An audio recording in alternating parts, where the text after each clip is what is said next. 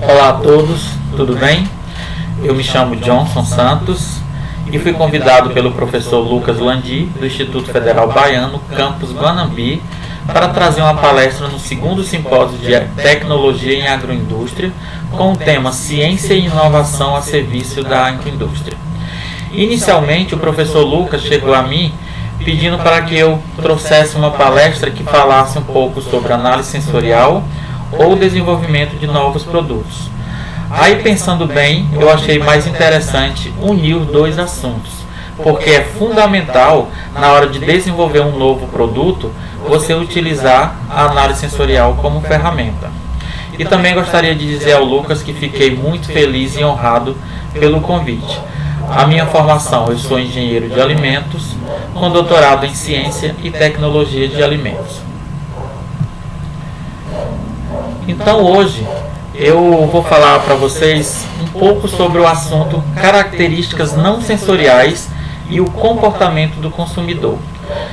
Nós não temos muita familiaridade com esse termo de características não sensoriais, porque sempre vem à nossa mente a aparência, a aroma, o sabor e a textura, ou seja, características sensoriais inerentes ao produto. Porém, existe todo um universo em relação ao comportamento do consumidor, ao poder de compra. Quando o consumidor chega a um mercado, ele não tem condições de analisar, às vezes, a aparência, o aroma, o sabor, a textura de um alimento. Ele só vai conseguir relacionar essas características quando ele chega em casa. Então, na hora da compra, são as características não sensoriais que são importantes, tipo preço, a marca, a tecnologia envolvida. Então, esse comportamento, essas informações, ela é muito interessante para que qualquer indústria de alimentos ou cientista da alimentação, na hora de estar produzindo um produto, desenvolvendo, ele entenda esse comportamento e essas características para ter sucesso com o seu produto.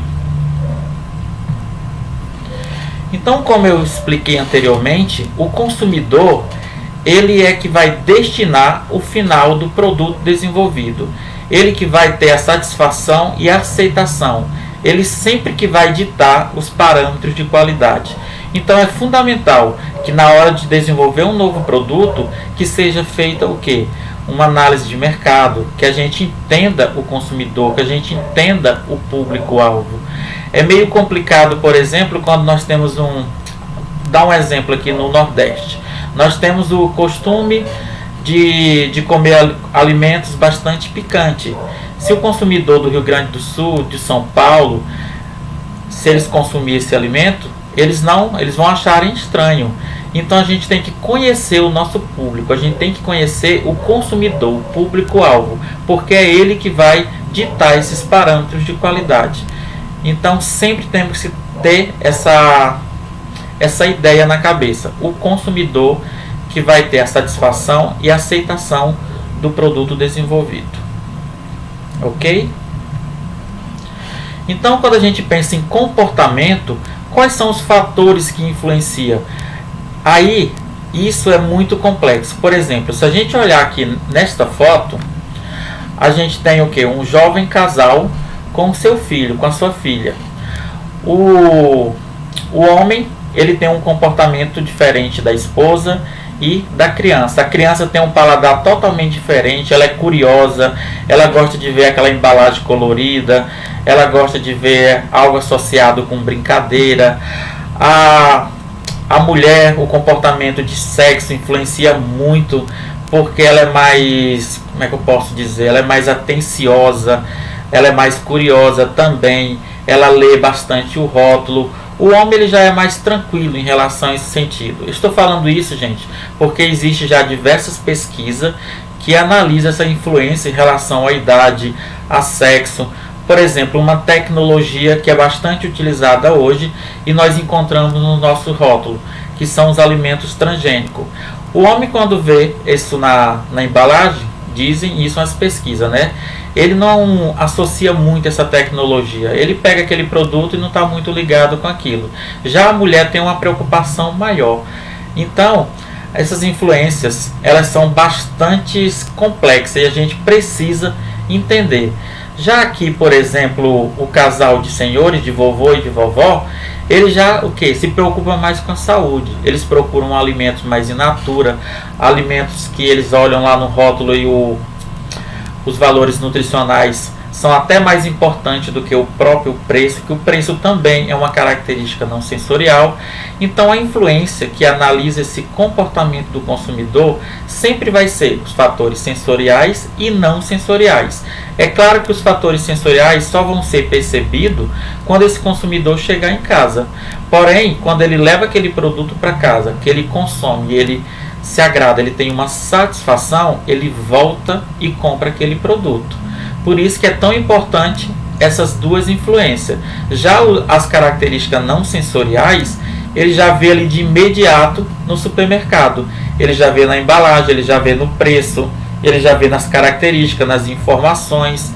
Então, a gente precisa entender melhor esse comportamento global para poder estar desenvolvendo os produtos. Então, quando a gente pensa em qualidade sensorial, existem diversas formas para a gente poder associar. Como eu falei, é o consumidor que manda. Porém, quando a gente pensa aqui no alimento, as características físicas, químicas e microbiológicas, quais são elas que vão ditar essa qualidade sensorial? A origem e tecnologia da produção é como eu falei anteriormente. O que é tecnologia de produção? É um alimento orgânico, é um alimento que passou por um processo de radiação, que algumas pessoas não têm informação e acham que são alimentos irradiados. É um alimento transgênico. Outra característica, a marca do produto, valor nutritivo, conteúdo de substâncias naturais, que é muito importante principalmente para a galera fitness. Conveniência, preço, conveniência. Nossa, quem trabalha ou quem estuda passa o dia fora de casa. Quando chega em casa, gostaria de um alimento conveniente, com um alimento prático que não precisa de horas de cocção, que você consome ali muito fácil. Então, a gente precisa entender essas características para poder estar desenvolvendo um novo produto, ou seja, buscar o nosso público-alvo, entender melhor. Outras características que estão inerentes ao homem são as condições fisiológicas, psicológicas, sociais e culturais. E quais são elas? Que eu também já dei uma introdução. É a idade, o sexo, cultura, situação financeira. Como eu disse, a idade ela influencia muito. Quando a gente é jovem, a gente tem uma característica, é um paladar totalmente diferente quando a gente vai chegando a uma certa estágio do ciclo de vida da gente, né? Então, não sei se vocês já perceberam, antes você gostava muito por exemplo, de biscoito, de chocolate, agora o paladar fica mais requintado, a gente começa a procurar outros tipos de alimento. O sexo também, se vocês observarem, influencia muito. A mulher e o homem têm característica diferente na hora de buscar os seus produtos que eles gostam mais.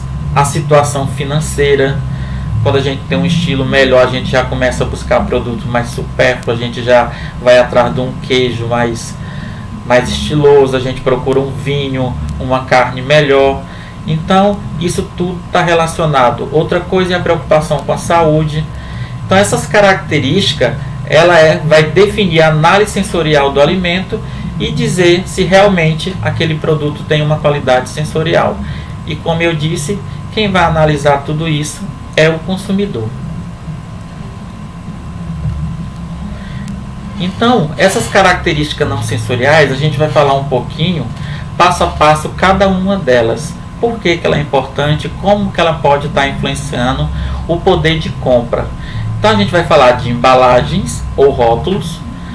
A marca ela está no topo das características não sensoriais. Os especialistas, os estudos falam que é a marca que lidera todas essas características, que ela é a mais importante. Quando você cria essa fidelidade com a marca, você às vezes nem olha mais o rótulo, você já associa a marca com qualidade. O preço também é uma característica não sensorial muito importante. Tecnologia de produção. Hoje, cada vez mais, os consumidores estão exigentes eles querem informação da produção, da tecnologia que aquele produto passou, a conveniência, como eu disse, jornada dupla de trabalho, as mães, os pais estão ali cuidando dos seus filhos, mas também trabalham fora de casa, então a conveniência, a praticidade é muito importante. Os aspectos socioculturais, a cultura de determinada região, às vezes até a religião está inserida na hora do consumo de produto, de consumo de carne de porco, por exemplo, de carne de gado. A relação do alimento com a saúde do consumidor também, principalmente nos dias de hoje. Hoje a gente está vendo as academias lotadas, a preocupação com a saúde cada vez está aumentando. Então, consequentemente, esse público busca um alimento com nutrientes melhores. E outra característica também é a neofobia, que é interessante a gente sempre estar falando, que é uma característica que, por exemplo, ela acontece mais em criança. A criança, ela não, quando a gente entrega algo novo para ela, algum alimento novo, ela meio que rejeita. Isso também acontece com pessoas mais velhas. Eu não sei se aqui em casa às vezes acontece. Por exemplo, quando eu vou para a cozinha, eu gosto muito de ervas. Aí eu começo a adicionar umas ervas diferentes na alimentação e minha mãe já começa a reclamar. Ou seja, quando entrega uma coisa nova, ele já sente um tipo de rejeição. Então é muito interessante, quando você percebe esse tipo de neofobia, você está apresentando novidade, apresentando alimentos novos, para que esse problema não se estenda. Então vamos falar um pouco sobre a embalagem ou o rótulo.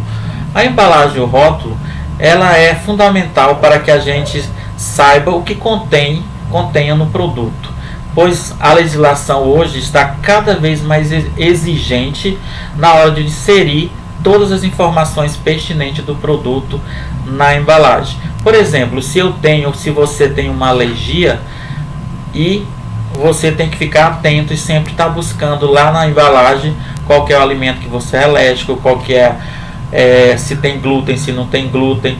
Então, várias características estão na embalagem ou no rótulo. Por isso que ela é tão importante, e a gente sempre tem que estar olhando, buscando, estudando, observando. A embalagem, ela é fundamental, é uma característica que a indústria cada vez mais está se associando ao marketing e está tendo um casamento perfeito. Por que a embalagem é tão importante? Como eu falei, na hora que a gente pensa em características não sensoriais, o que acontece com os consumidores? 85% deles decidem o que comprar no ponto de venda. Ou seja, essas características elas têm que estar evidentes. Então, por isso que é importante você trabalhar com a embalagem, ela tem informações especiais, porque você às vezes escolhe o seu produto que você vai comprar exatamente por uma embalagem atraente, uma embalagem completa, uma embalagem que mostra o que eu estou querendo, né? Então é fundamental a gente pensar direitinho como que a gente vai estar trabalhando com a nossa embalagem.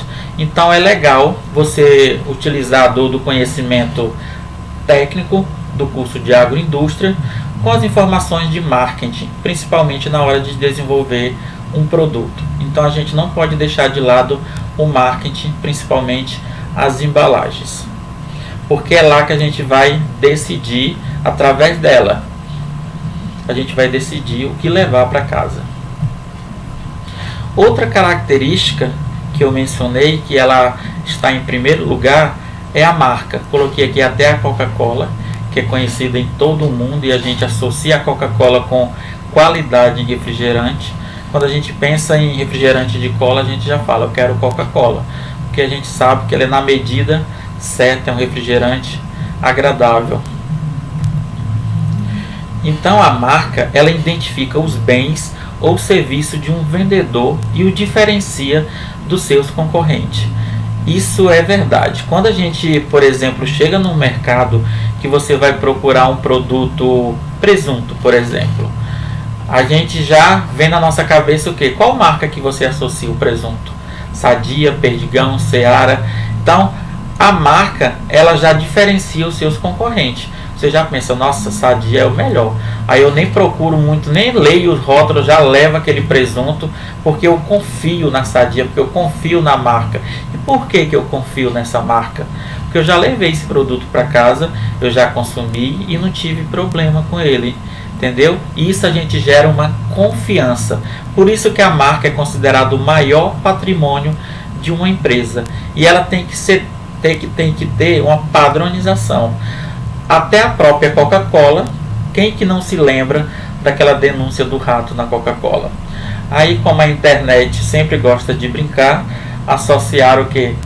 O rato há bastante tempo, né? Até a venda do refrigerante de Coca caiu nessa época por causa daquela denúncia que depois descobriram que era fake em relação do rato com a Coca-Cola. Então a gente tem que manter esse padrão de qualidade para que a marca seja o patrimônio de sua empresa. A marca também ela expressa o que? A familiaridade do consumidor com determinado produto. Às vezes a gente troca o nome do produto pela marca. Quem que conhece amido de milho pelo seu nome? A gente sempre chama de maisena. Mãe, está faltando maisena. Mãe, compra maisena. Ninguém compra macarrão instantâneo. A gente sempre lembra de miojo. Quem que já foi no mercado? Quem que já pediu para comprar leite fermentado lácteo?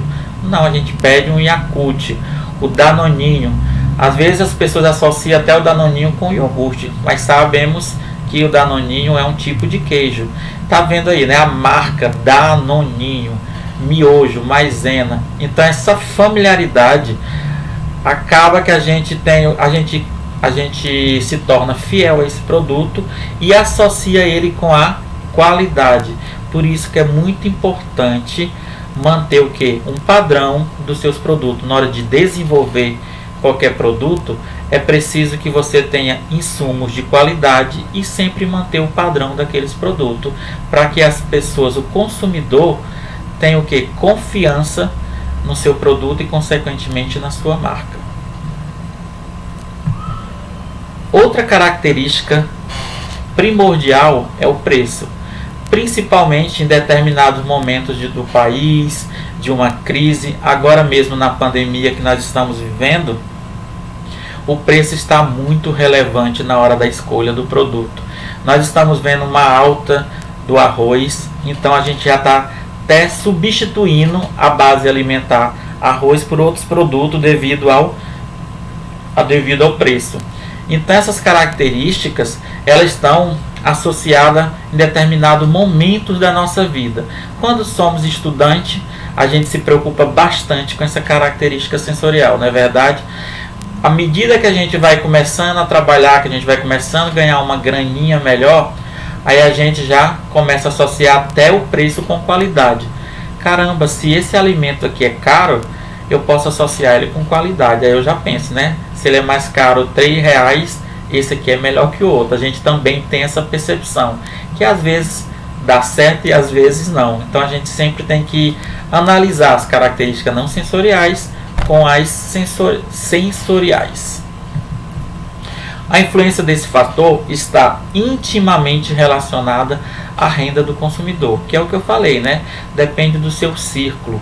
Quando você é criança, quando você está estudando, quando você começa a trabalhar, quando você é pai de família. Então o preço sempre vai estar relacionado com esse fator. Depende da situação econômica do país e do consumidor. Como eu mencionei, dependendo da crise, depende do momento que nós estamos vivendo, a economia, se a inflação baixa, se a inflação sobe. Então está tudo relacionado. De acordo com a importância do produto, sua compra pode ser adiada ou a marca substituída por outra de menor preço. Como eu expliquei, o arroz agora, por exemplo, está bastante alto. Ele está sendo o quê? Às vezes até substituído ou então trocado pelo menor preço. Então, o preço é uma característica também fundamental. Outra é a tecnologia de produção. Quando se fala em tecnologia de produção, a gente sempre vem na nossa cabeça o quê? As novas formas de conservação, pasteurização, esterilização. Quando a gente fala em pasteurização, a gente sabe que ele leva numa temperatura menos alta, então destrói os micro-organismos, porém ainda conserva alguns nutrientes. Já a esterilização acaba destruindo alguns nutrientes, vitaminas. Então é interessante quando o consumidor entende da tecnologia de produção. Então ele busca por produtos de melhor qualidade nutricional e sensorial, consumidores preocupados com a saúde, com a qualidade de vida, ou seja, eles procuram alimentos com melhores nutrientes, aqueles alimentos funcionais. Então, quando você entende de tecnologia, quando você tem essa informação, é mais fácil de você analisar e escolher o seu produto. A boa demanda, produtos com apelos de conveniência, de saúde, ecologicamente correto e etc. Olha que coisa interessante. Às vezes o consumidor exigente, ele analisa se a indústria ela é ecologicamente correta, se ela se preocupa com o meio ambiente. Então até esses problemas hoje, essa cadeia, ela é fundamental na hora da escolha do produto no mercado. E isso é legal, né? Que o consumidor também esteja olhando para esse tipo de coisa, fiscalizando as indústrias e exigindo. Cautela e desconfiança. Produtos oriundos de tecnologias não convencionais com pouca informação divulgada aos consumidores. Sabemos que a cada dia chega novas tecnologias, por exemplo, a nanotecnologia, que são redução dos materiais, que já está também nos alimentos, e nós não sabemos o que vai acontecer futuramente, ou seja, os estudos ainda estão no início, assim como os alimentos transgênicos, que a gente ainda fica um pouquinho receoso. Já se descobriram que aumenta os índices de alergias, só que ainda não tem testes, testes já tem bastante, não tem nada confirmado ainda em relação a câncer, mas a gente sempre tem essa cautela, essa desconfiança. Então é importante a informação da tecnologia de produção. Vocês observaram o tanto que as características não sensoriais são complexas e ela influencia, não é apenas a aparência, o aroma, o sabor e a textura. É muito importante você entender esse universo. E a conveniência? Como eu expliquei e eu falei também um pouquinho, a conveniência também, a cada dia que passa, principalmente nos dias atuais, pela mudança no comportamento da população, né? As mulheres hoje já estão no mercado de trabalho, porém ainda tem filho em casa, ou seja, tem a dupla jornada. Então a conveniência sempre está dando uma força para essas mulheres e também para esses homens que cuidam dos seus filhos. Menor tempo, concentração da população nos centros urbanos, ou seja, isso tudo é mudança. E quando essas mudanças aumentaram, a conveniência dos alimentos, a praticidade, também estão sendo exigidas dos produtos, ou seja, alimentos prontos e semi-prontos. Como é legal você chegar em casa e você ter uma salada minimamente processada, que você ali abre a embalagem e simplesmente coloca ela na vasilha, coloca um azeitinho, tempera com sal e consome. Uma fruta já cortada, um alimento que você leva ali ao micro-ondas, e o consumo fora do ambiente doméstico está sendo aumentado. A gente, mesmo aquelas pessoas que não se preocupam muito com os nutrientes, aí vão nos fast food, tá aí o McDonald's de prova, aumentando o consumo cada vez mais. Você chega com um sanduba ali rapidão, ou seja, a praticidade, a conveniência, devido que as mudanças e o comportamento da população, a mudança do consumo também dos alimentos. Outra característica bastante importante e que a gente precisa entender cada vez mais. Eu falei um pouquinho lá no início sobre a pimenta do Nordeste, sobre o chimarrão, sobre várias outras características socioculturais que determinadas regiões têm e outras não. Como somos um país continental, a gente precisa ter essa associação para estar desenvolvendo produtos regionais, principalmente. Outro aspecto social-cultural é a família. Nós sabemos que compras realizadas por um indivíduo solteiro é diferente de um jovem casal e de uma família. Quem não se lembra quando morava com a mãe, com o pai, com 3, 4 irmãos, que quando ia ao mercado a mamãe sempre usava aquela frase: vamos comprar coisas que realmente interessam, ou seja, aqueles produtos supérfluos. Na família é meio complicado porque temos 3, 4 filhos. Eu não sei vocês, mas lá em casa quando a gente levava presunto e queijo, meu Deus, era uma briga feia que a gente não via. Hoje eu moro sozinho, presunto e queijo na minha casa sobra. Olha que coisa interessante, né? Então as coisas vão mudando. Um indivíduo solteiro, ele tem o que? Menor volume, embalagens menores, demanda conveniência porque ele trabalha o dia todo quando chega em casa, diferente de uma família que a mamãe está lá se preocupando com a comida, cozinhando, então ela não se preocupa muito com a conveniência. Um jovem casal, ele está um pouco ligado com as mesmas características do indivíduo solteiro. As compras também são menores, um volume com a família e a divisão de responsabilidade, ou seja, o homem e a mulher, eles dividem as responsabilidades. Então são aspectos que a gente precisa também procurar entender para desenvolver um novo produto. Porque a gente precisa saber, o foco desse produto vai ser para um indivíduo solteiro, para um jovem casal, para uma família. Sabendo disso, você consegue determinar melhor as características daquele produto.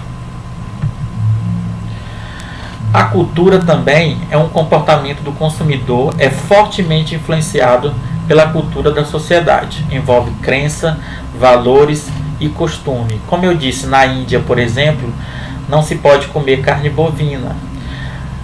Aí, uma outra característica, lá nos Estados Unidos se consome muito aquela sopa Campbell, que é uma sopa que também está ligada até com a própria cultura, com a arte, com o criador dela. Ele colocou desenho, arte na sua embalagem, e as pessoas já buscavam aquela sopa inicialmente devido à arte que já estava ali, mas de fácil acesso. Aí acabou virando uma mania dos americanos. Diferenças regionais, por exemplo, o consumo de chimarrão, frutas e bebidas exóticas. Sabemos que o nosso cerrado brasileiro tem diversas frutas diferentes, sucos exóticos, que no Nordeste e que no Sul nós não temos familiaridade. Mas o que a gente precisa entender? É legal a gente tentar levar. Eu não sei se vocês, há pouco tempo atrás, uma sorveteria do estado de Goiás chegou ao Nordeste trazendo essas frutas, esses picolés diferentes, e eles estavam conseguindo trazer esse novo produto ao mercado. Outro fator, outra característica são os fatores políticos e sociais. Nós sabemos que os países muçulmanos têm um grande atrito com os Estados Unidos, com o país americano. Então eles têm um tipo de aversão a produtos americanos, por exemplo, a Coca-Cola, o McDonald's. Então a indústria ligada nisso começaram o quê? A desenvolver produtos relacionando eles, por exemplo, com a Coca-Cola, utilizando a Meca-Cola, que lá em países muçulmanos é bem aceita, porque já que não tem o produto, eles acabam consumindo, e é uma forma deles mostrarem que eles não precisam do governo americano. Ou seja, é muito interessante esse tipo de fatores, né? Até fatores religiosos, políticos estão envolvidos nessas características não sensoriais.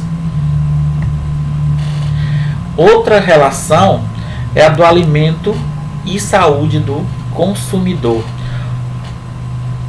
Como eu falei, hoje essa preocupação, claro que essa preocupação ela já vem há um bom tempo, relacionado aos produtos nutritivos com a saúde, os produtos funcionais, os alimentos integrais, alimentos light ou diet, estão crescendo muito, a procura desse tipo de produto. é um novo mercado que cada vez mais está crescendo, as pessoas exigentes, procurando nutrição, procurando alimento, procurando remédio mesmo no alimento. Então é uma característica interessante de ser estudada. Então, para a gente fechar com chave de ouro, eu trouxe um trabalho que, quando eu fui fazer o doutorado e eu conheci a professora Valéria Minin, que foi a professora que inicialmente que me trouxe todas as informações de análise sensorial, gostaria até de agradecê-la. Ela disse que esse trabalho seria uma forma da gente estar unindo a teoria com a prática. Então ela pediu para que a gente fizesse um artigo, uma prática de influência do tipo de informação na aceitação. Ou seja, o meu grupo na época escolheu o refrigerante sabor limão e a gente fez uma análise para a gente poder entender se as características não sensoriais influenciavam ou não a aceitação daquele refrigerante. Então a gente trabalhou com 3 sessões que eu vou explicar aqui para a gente ter uma ideia melhor. Por exemplo, a primeira sessão foi um teste cego. A gente ofereceu para os consumidores 4 amostras de refrigerante e a única informação que foi dita a eles que esse refrigerante era de sabor limão. Aí demos a amostra 1, a 2, a 3 e a 4. Eles consumiam e anotavam numa ficha e davam nota para aquela bebida. Eram 4 amostras de refrigerante de limão diferentes, mas eles não sabiam. Consumia e davam sua nota. Na segunda sessão, o teste foi de característica não sensorial. Foram oferecidos para esses consumidores as mesmas 4 amostras do teste cego anterior, porém agora era mostrada para eles as informações de rótulo, de marca e todas as informações pertinentes ao produto. A primeira amostra era um Sprite tradicional, a segunda um Sprite Zero, a outra já era uma outra marca, a Soda Antártica tradicional e a Soda Antártica Diet. Aí, em relação ao teste cego para o teste 2 com características não sensoriais, o resultado foi positivamente. O que isso quer dizer? Que as notas melhoraram em relação às características não sensoriais. Quando o consumidor observou que o refrigerante sabor limão era um Sprite tradicional, essa nota subiu consideravelmente. O Sprite Zero também subiu um pouco, porém, por ser zero, ele caiu um pouquinho. Quando descobriu que aquele refrigerante era zero, a nota ficou ali mais ou menos parecida com a anterior. A Soda Antártica aconteceu a mesma coisa. Como são marcas tradicionais, marcas que já tiveram seu sucesso, então foi positivo o resultado. Aí na terceira sessão, o que a gente fez? A gente também deu todas as amostras dadas na primeira e na segunda sessão com as informações, porém essas informações eram erradas. Quando na amostra 1, que eu mostrava que o refrigerante era tradicional, mas na verdade no copinho tinha um refrigerante com o Sprite Zero. A mesma coisa aconteceu com a soda e a Soda Diet. A gente trocou a informação. E o que aconteceu com o resultado? A informação, no caso aqui, foi mais importante do que a característica sensorial. Ele tinha dado uma nota mais baixa para o Sprite Zero, porém, quando eu informei que o Sprite Zero era um Sprite tradicional, a nota deu uma elevada. A mesma coisa aconteceu com a Soda Diet e com a soda tradicional. Então, ficou claro para a gente que às vezes a informação na embalagem, que a característica não sensorial, ela é fundamental e ela é muito importante. Então, por isso, gente, esse artigo para mim foi esclarecedor e hoje eu tenho certeza que o marketing, que essas características, que a embalagem, a gente tem que estudar bastante, que a gente tem que pensar nelas, tem que valorizar essas características para a gente ter sucesso na hora do desenvolvimento dos novos produtos. Então eu gostaria de deixar o meu e-mail aqui para vocês, johnson.santos@gmail.com. Qualquer dúvida, pergunta, quiserem entrar em contato, se sintam à vontade. Eu vou estar muito feliz de estar respondendo e ajudando qualquer grupo de pesquisa que quiser entrar nessa área, TCC, o que vocês acharem pertinente. Fiquem à vontade. E novamente eu gostaria de agradecer ao professor Lucas, ao Instituto Federal Baiano, campus de Guanambi, e agradecer pelo convite. Obrigado e até a próxima.